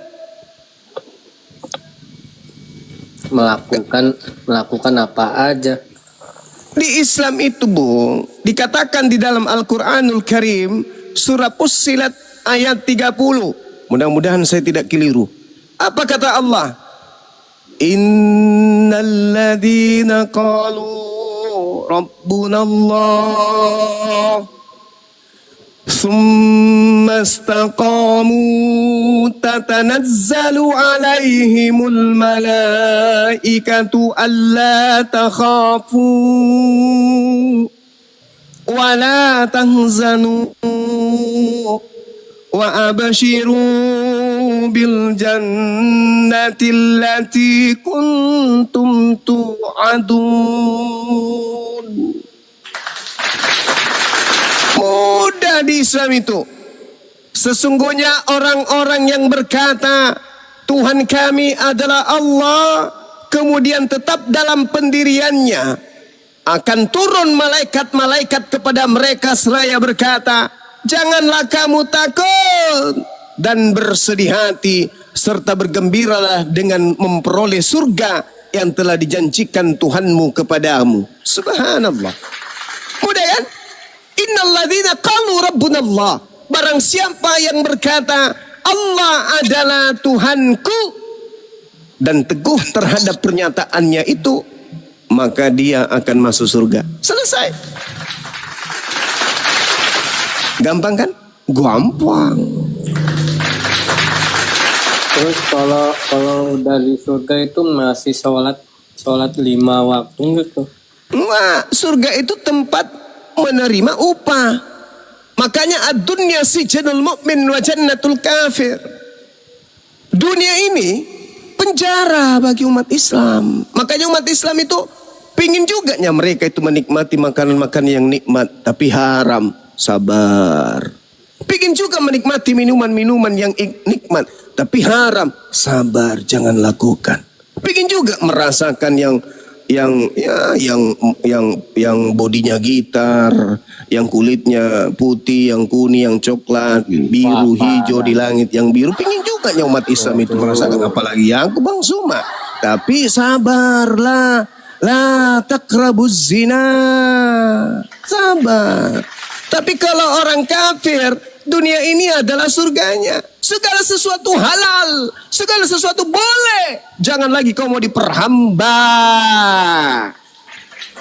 Kau bukan lagi hamba Tuhan. Kau itu adalah anak Tuhan, maka kau bebas mau ngapain aja. Allahu Akbar. Ya, Takbir. Islam itu Allahu Akbar. Islam itu terpenjara. Baru juga mau nonton film, bunyi dari masjid. Hayya 'alas shalah. As-salatu khairum minan naum. Ada panggilan. Ya sudah, dingin-dingin, hujan, dingin, lapar, ngantuk. Airnya dingin kayak air kulkas. Panggilanmu gimana? Mau tidak mau kita hamba. Kita bukan tuan, kita bukan anak, kita hamba. Lang kudu kita harus kemudian berbakti kepada majikan. Lah kalau kepada majikan kita aja kita takut. Baru dengar suara mobilnya, oh ada majikan, langsung bangun. Tapi panggilan Tuhannya, hayya 'alas shalah, dianggap seperti suara jangkrik aja. Itu tidak berfaedah. Innalladzina qalu rabbuna Allah, harus berfaedah. Kamu mengatakan Tuhanmu Allah, ya tunduk. Kamu mengatakan ke warga Indonesia, ya tunduk kepada Undang-Undang 45. Kau mengatakan dirimu hamba Allah, ya tunduk. Jangan cuma mulut munafik nanti jadinya. Itu abangku. Jadi di Islam itu seperti itu. Menyembahnya itu di dunia. Nanti di surga tempat menerima balasan. Surga itu tempat kenikmatan. Surga itu tempat kebahagiaan. Bukan lagi tempat ibadah, nari-nari, nyanyi-nyanyi di sana, memuji. Apa pula memuji di sana? Mau sampai robek mulutmu, hidup kekal memuji. Haleluya, haleluya, haleluya, haleluya, haleluya. Nanti lama-lama haleluya, begitu aja. Orang 1 jam aja sudah doer ini bibir, apalagi hidup kekal. Tidak, Allah tidak menyiksa hambanya. Justru karena Allah itu disebut Maha Penyayang, Maha Pengasih, Maha Bijaksana, Maha Adil. Maka Allah menyiapkan surga bagi ciptaannya yang tunduk berserah diri beribadah kepadanya. Yang lucu, di surga kalian laki-laki dipaksa, bukan dipaksa sih, dijadikan mempelai wanita. Habis pikir saya. Di sana laki-laki jadi mempelai wanita. Yang saya tidak habis pikir itu Pak Bom. Gimana bulu betisnya panjang begitu, pahanya, dadanya berdua. Kemudian betisnya kayak betis kesebelasan. Habis itu dia pakai hak tinggi, pakai gaun pengantin, pakai konde, cipo-cipo, pakai lipstik, bulu mata sejengkal panjangnya. Kayak mana dia jalan? Jadi mempelai wanita. Habis pikir saya. Lalu kenikmatan surga di Islam tuh kayak gimana, Bu? Bahagianya gimana gitu? Bahagianya surga itu tidak bisa digambarkan.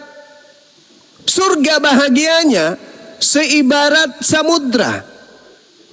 Celupkan tanganmu di samudra, angkat tanganmu, air yang tertinggal di jarimu, itulah kenikmatan bumi di dunia ini yang kita bagi-bagi miliaran manusia.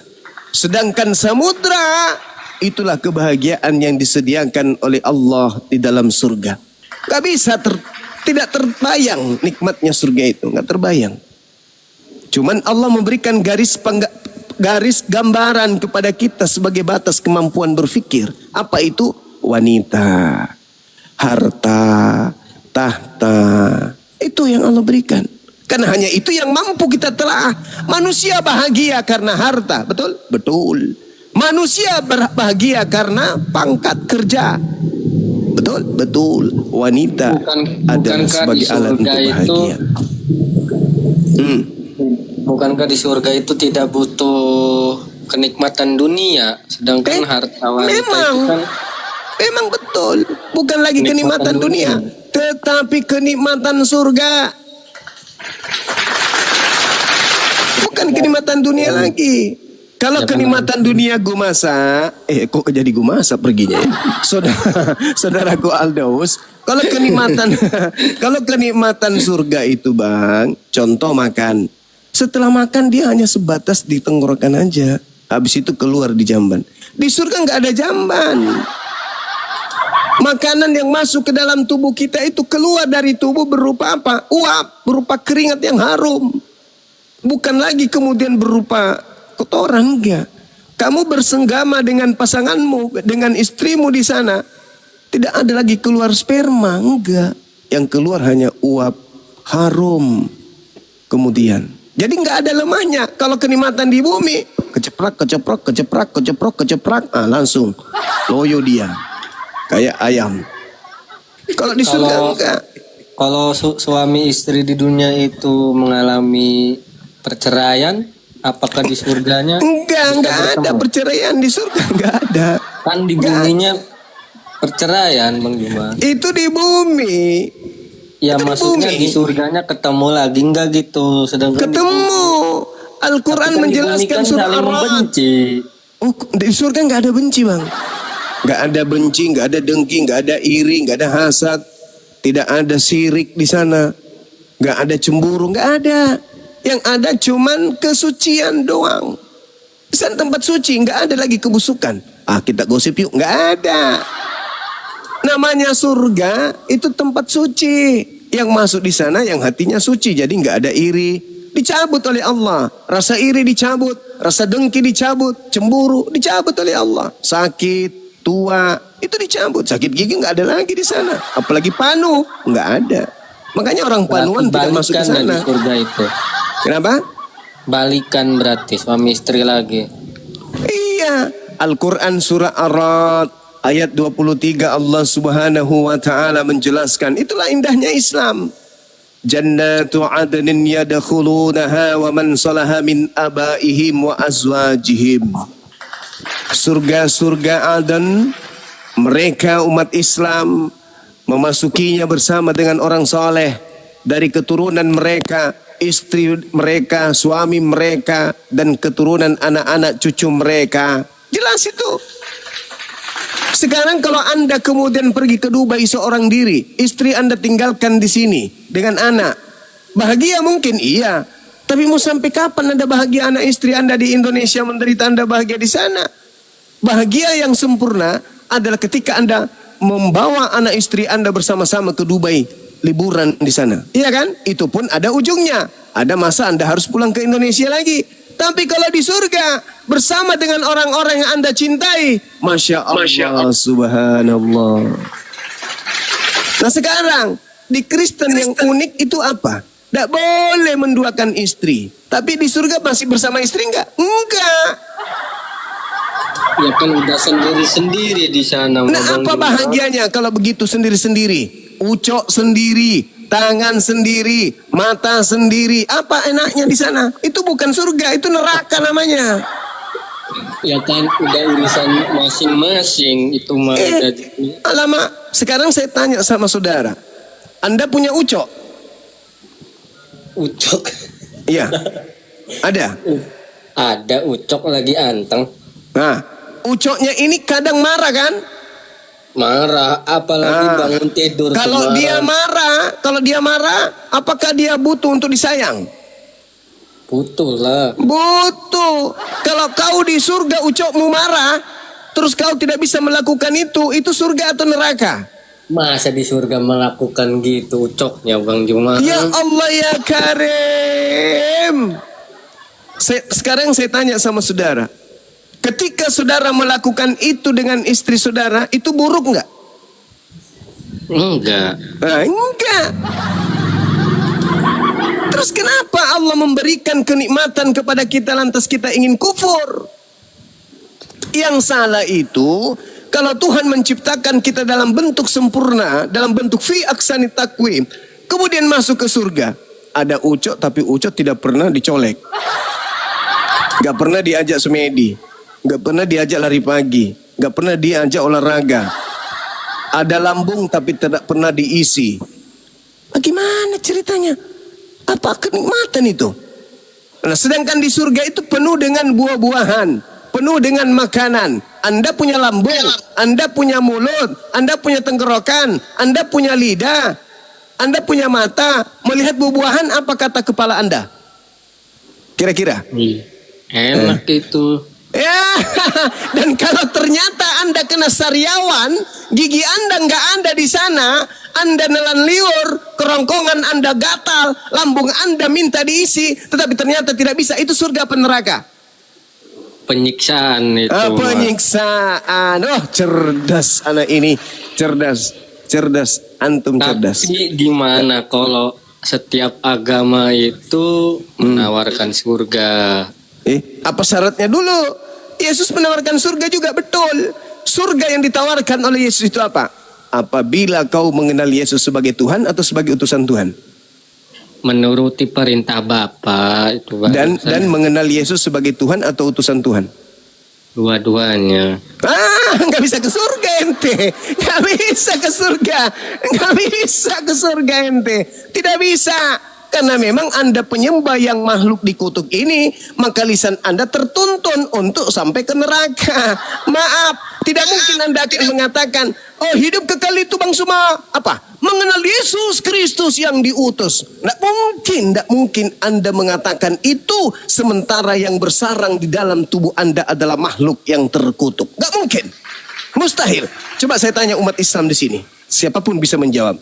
Saudara-saudaraku, calon penghuni surga, aku ingin bertanya. Hidup kekal itu menurut Yesus mengenal dirinya sebagai Tuhan atau utusan Tuhan? Tolong dijawab.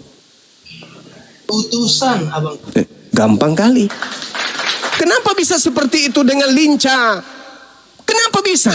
Sarap-sarapnya, dagingnya, tulangnya, ruas yang ada dalam tubuhnya, darah yang mengalir dalam tubuhnya, ikatan antara organ satu dengan organ yang lain menghantarkan dirinya tanpa beban mengucapkan utusan Tuhan. Tak ada setan di dalam diri manusia tersebut. Tapi ketika orang yang selalu makan makanan yang diharamkan oleh Tuhan ditanya dengan data yang begitu akurat, apakah ente mengetahui bahwa hidup kekal itu diperoleh dengan cara mengenal Yesus sebagai Tuhan atau utusan Tuhan? Anda seperti orang yang kejepit bagian kakinya dengan apa? Eskapator.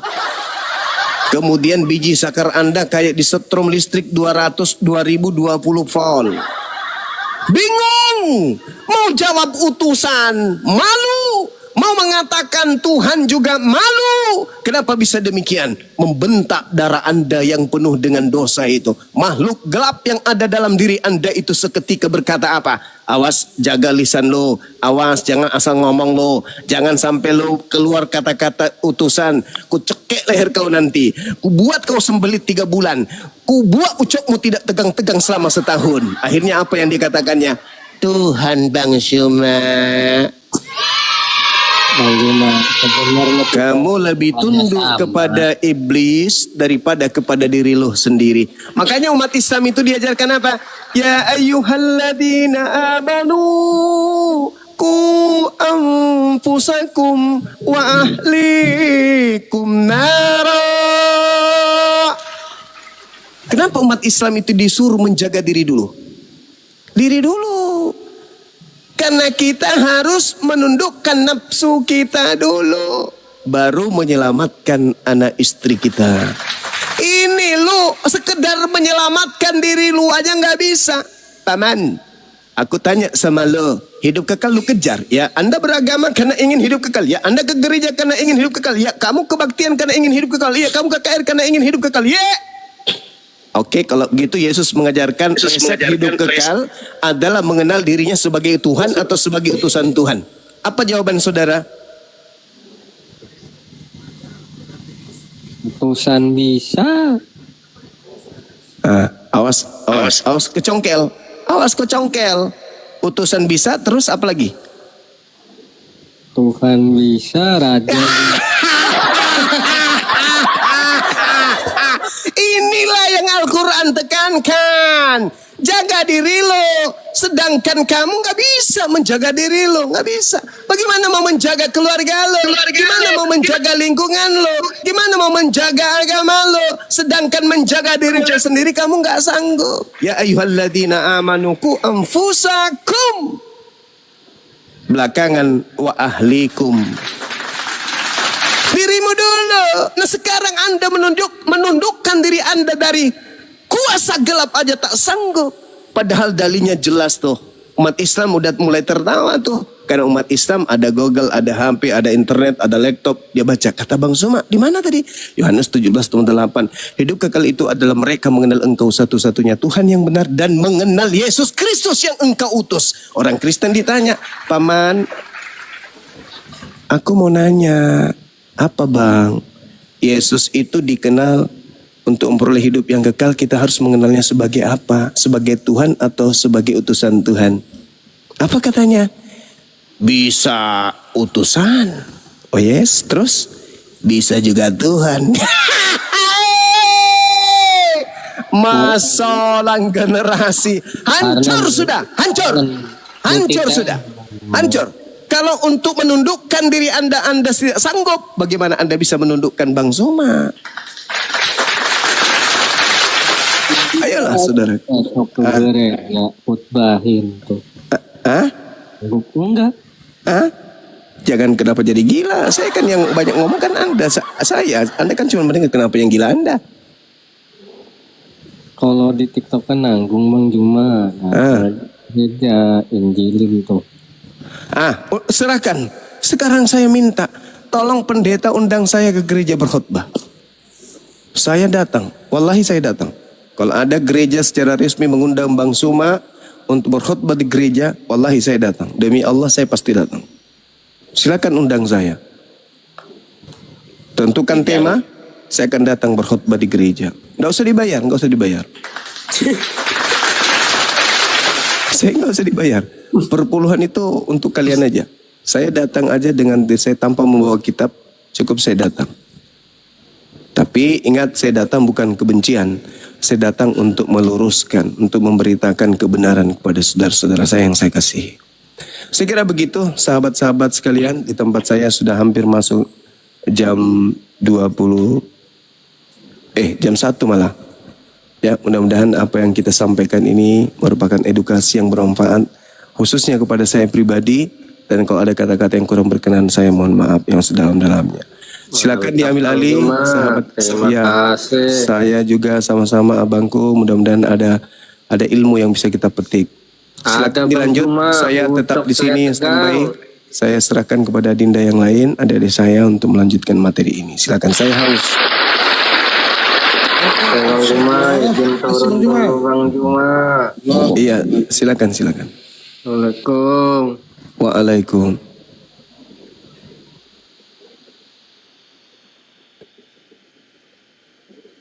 Oke, Bang Juma minum istirahat dulu ya. Ini GKS. Dari tadi saya lihat kamu mau bicara, silakan.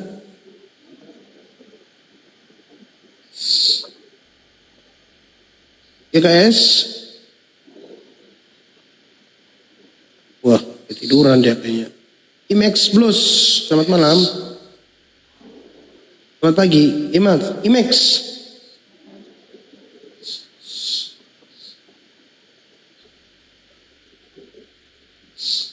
GKS, Gereja Kristen.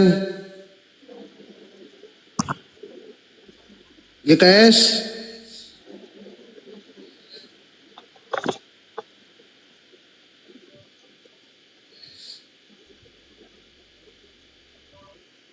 Sekali lagi GKS. Tadi mau ngomong kok tiba-tiba. Halo, iya. Tadi mau bicara cuma Bang Zuma lagi sedang menerangkan.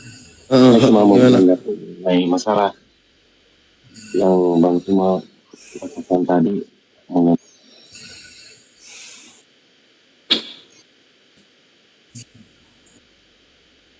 Sepertinya jaringannya beliau.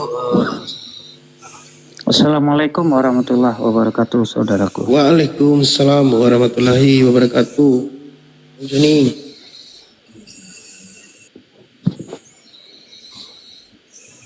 Guys, kenapa tenggelam, Bang?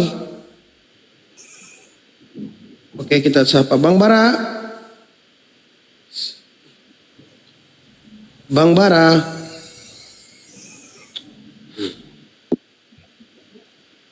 Izin turunkan ya, teman-teman, kalau nggak sapa ya. Anak kampung Islam.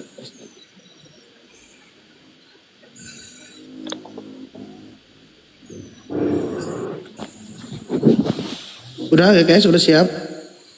Iya. Gimana Bang? Ada yang mau ditanggapi tadi dari narasinya Gurunda Bang Juma? Saya rasa udah sangat kompleks tadi ya, udah komplit ya. Udah sempurna bagi saya ya. Karena kalau orang yang mau berpikir, itu udah masuk sekali tuh. Gak ada lagi yang ditutupi nama Bang Juma, udah dibuka semua tuh ya. luar biasa tuh. Karena saya pun dulu seperti itu ya. Apa yang disampaikan Gurunda saya catat. Kemudian saya pelajari lagi. Karena Yesus sendiri berkata, Gak ada yang berhenti tikus nongol. Gak ada yang berhenti tikus nongol. hah? Gimana Bang Erik?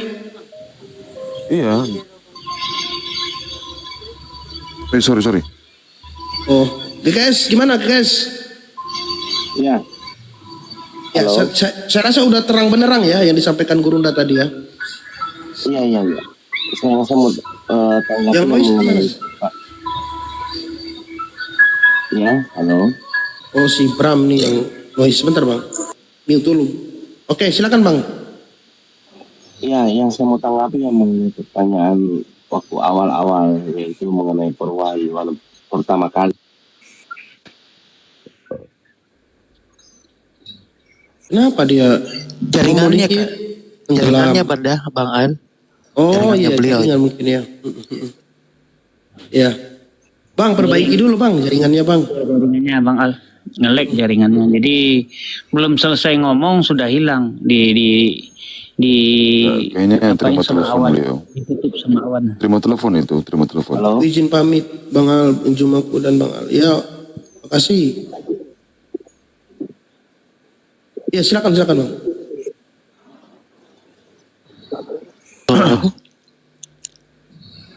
Ya, Bang Bram. Iya, turun lagi ya pendakung Bang Al. Bang Imex, selamat malam Bang Imex. Bang Imex, selamat malam. Bang Imex, assalamualaikum, selamat malam. Iya, tidur juga kayaknya Bang Al. Oke, kita turunkan ya. Bang Bara ini gimana nih? Ini ada Bang Bara nih. Bang Bara, selamat malam Bang Bara. Ya, Bang Bara, selamat malam. Final calling itu Bang Bara. Monitor Bang Bara. Coba kalau monitor jawab. Iya, Oke, kita lanjut dulu Bang GKS tadi ya, Bang ya. Ya. Silakan. Ya, apa yang mau ditanya? Apa Oh iya, Bang? yang mengenai perwahyuan. Ya. Pertama Yesus kepada bangsa Israel. Cuma yang saya mau pastikan di sini, yang dimaksud sini apakah perwahyuan pertama atau yang kepada murid-murid atau kepada bangsa Israel ya? Kepada bangsa Israel, Bang. Jawab. Kepada bangsa Israel, karena Yesus menerima wahyu itu dan harus disampaikan kepada mereka. Oh ya, baik. Kalau mengenai perwahyuan pertama yang disampaikan Yesus Kristus kepada bangsa Israel, yaitu itu mengenai tentang pertobatan. Low battery. Please charge. Tentang pertobatan. Datanya di mana, Bang? Iya. Iya. Datanya Bang, di mana? Iya, datanya di mana, Bang? Oh, kalau data sih kurang hafal. Cuma yang dikatakan di situ ya itu mengenai bertobatlah kalian, mengenai pertobatan begitu yang pertama kali di dalam pengajarannya dia. Sedangkan kalau wahyu yang pertama kali disampaikan itu yaitu mengenai kepada murid-muridnya, yaitu kalau saya tidak salah itu dalam Matius 4, kalau saya tidak salah, mengenai di mana Yesus mengajak pertama kali murid-muridnya dalam pelayanannya kepada bangsa Israel. Kalau tidak salah itu muridnya yang pertama itu Simon ya, yang mengenai menjala Yesus mau menjadikan mereka sebagai penjala manusia, kalau saya tidak salah, seperti begitu. Bagaimana? Itu nggak bisa dikatakan valid, Bang, karena tidak ada literasi di luar daripada Bible di mana wahyu pertama kali diterima oleh Yesus dan Yesus menyampaikannya kepada Bani Israel itu tidak ada sedikit pun di literasi lainnya. Berbeda dengan kalau mengenai soal kevalitan sih memang secara pasti dan jelas itu memang tidak tercatat mengenai urutannya. Cuma yang kalau mengenai pengetahuan saya ya, yaitu pengajakan Yesus kepada bangsa Israel mengenai pertobatan dan lebih mendekat kepada Tuhan yang Maha Esa di situ. Dimana kalau saya tidak salah juga waktu Yesus memulai pertama kali pelayanannya di Galilea yang tercatat di dalam Injil Markus 1 ayat 14 sampai 15 mengenai penggenapan penggenapan yang telah ditetapkan oleh Tuhan mengenai kerajaan Allah yang sudah dekat dan mengenai pertobatan dan kepercayaan kepada Injil. Izin dulu teman-teman, tolong tap layar ini ada peringatan bentar. Kami telah mendeteksi adanya ketidakaktifan selama live. Teman-teman di bawah mohon bantu tap layar ini teman-teman. Open cam salah satu open cam house. Iya, Dinda Al-KTP. Nggak bisa di ini loh. Ya. Diturunkan. Kenapa diturunkan bara RC ini. Rikonya bang. Ada yang report ya ini? Gede. Waduh, nggak bisa di ini nih. Bantu tap teman yang ada di bawah. 0, 66, 50 menit. Bentar. Bentar. Pencam kali ya? Iya, coba open cam dulu Dinda Al-KTP. Udah keluar ya? Udah ya? Iya, ada. Udah. Tetap bang. Ada. Kami tidak mendeteksi kami mendeteksi adanya ketidakaktifan selama live Anda saat ini. Selesaikan verifikasi. Ada verifikasi kok nggak muncul. Ya, coba dibantu diturunkan bang, tap biar layar. ada monitor bang. Jangan-jangan nge-report dia tuh. Bisa jadikan saya moderator dulu Dinda Al-KTP. yang mereport. Nggak bisa pencet ini bang. Nggak bisa ya? Sebentar. Oh iya teman-teman. Bisa. Mana ya? Ini turunkan dulu. Oh bisa. Cuman bisa ya. Sabar. Oh 3 menit. Waduh, mati nggak nih? Sepertinya mati biasanya itu. Oh, belum, 55 detik. Kok dia naik lagi jadi 50? Tadi udah. Berakhir dalam 02. Oh 2 menit lagi teman-teman. Iya, berarti pasti akan rungkat itu Dinda Al-KTP. Nggak ada jalan lagi coba. tuh. Iya. Yang belum absen tolong di absen dulu teman-teman. Masya Allah, ada yang report ya, aneh ya.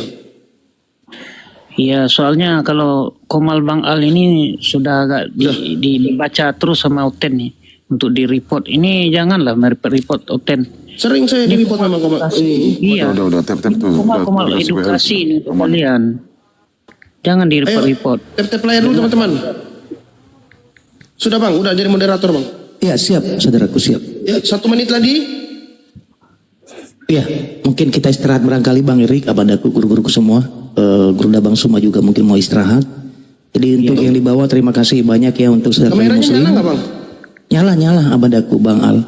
Ya kalau misalnya mati ya udah ya, kita lihat Ya, aja ya. biasanya juga begitu kalau kami live juga begitu Bang. Kalau terdeteksi kita nggak terlihat ya monitor. Nah memang ada pemberitahuan begitu. Nah nggak bisa itu karena ada waktu 6 menit. Nah pasti rungkat itu. Oh gitu ya? Iya. Semenit lagi nih. Semenit lagi tuh. Tapi nggak apa-apa. Dicoba dulu. Coba tuh tap teman-teman. Jin. Ibaratnya itu Bang Erik sudah sakaratul maut karena ditetapkan waktunya sudah kan. Sudah diambil gitu. Pasti rungkat itu pasti. Meninju inalillah aja. Coba kita naikin aja nih yang minta naikin.